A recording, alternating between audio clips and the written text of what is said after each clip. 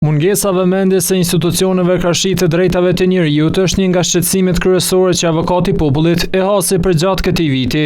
Naim Qelaj në konferencën e fundvitit tha se edhe mos formimi i institucioneve ndikoi tek jeta e qytetarëve, duke theksuar kështu se i njëjti pranoi mbi 1600 ankesa nga qytetarët, të cilët lidhen kryesisht me punën e administratës dhe gjykatave.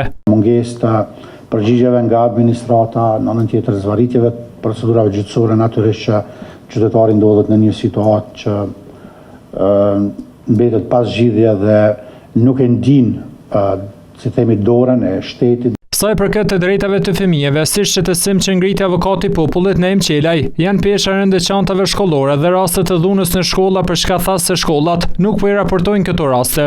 Për 10 vite, shkollat kanë raportuar 272 raste të dhunës në shkolla, ndërsa sipas policisë, të dhënat për periudhën e njëjtë janë regjistruar 5652 raste. Disa fjalë avokati i popullit i pati edhe për punën e gjykatës speciale në Hag.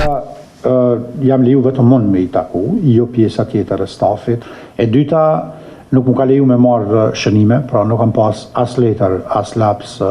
Mes tjera, Qelaj potencoi se gjatë këtij viti ka rënje të zbatimit të rekomandimeve të dhëna nga institucioni i avokatit të popullit, ndërsa u theksua se institucionet nxjerrin akte neligjore që te kalojnë ligjet.